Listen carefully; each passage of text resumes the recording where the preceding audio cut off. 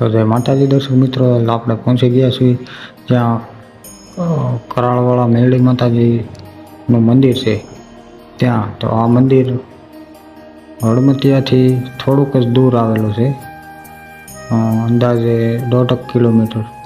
તો આપણે હાલ અત્યારે રસ્તામાં છીએ ને મંદિરે પહોંચવા આવ્યા છીએ.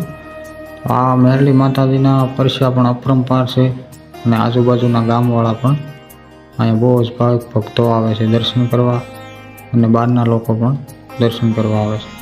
તો હાલ આપણે પહેલાં તો ગાડીને પાર્કિંગમાં મૂકી દઈએ, પછી માતાજીના દર્શન કરવા જઈએ. તો આ મુખ્ય ગેટ છે જ્યાં કરાળવાળા મેરડીમાં કહેવાય. અને હવે આપણે હાલ જઈએ અંદર. ગ્રાઉન્ડ પણ બહુ મજાનું, ફરવાની સુવિધા મસ્ત છે અને પબ્લિક પણ બહુ છે. તો હવે આપણે પહેલાં તો માતાજીના દર્શન કરીશું જે કરાળવાળા મેરડીમાં કહેવાય. અને પછી અહીંયા હનુમાનજી મહારાજની મૂર્તિ પણ છે, દાદા સ્વયંભૂ સાક્ષાત બિરાજમાન, તેમના પણ આપણે દર્શન કરીશું. આજે પીપળિયા ડાભીના સુરાપુરા દાદા છે. હાલ તમને પહેલાં તો ગેટ બતાવી દઉં, સુંદર મજાનું. જ્યાં આવતા જ મગજ હાવ એકદમ શાંત થઈ જાય છે. તો હવે તમને માતાજીના મંદિરના દર્શન કરાવું.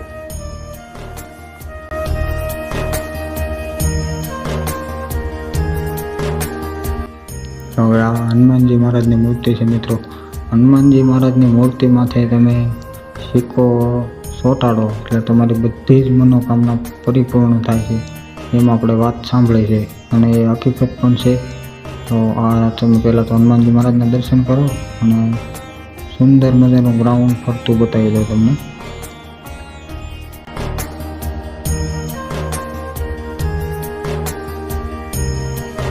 તો હાલ જઈએ મંદિરની પાછળ જ્યાં સ્તંભ છે. તો આપણે માતાજીની ધજાના પણ દર્શન કર્યું. અને આ માતાજીની ધજા તમે હળમતિયાથી બહાર નીકળો એટલે ત્યાંથી તમને દેખાઈ જાય છે. એટલે અહીંયા માતાજીનું મંદિર આવેલું છે.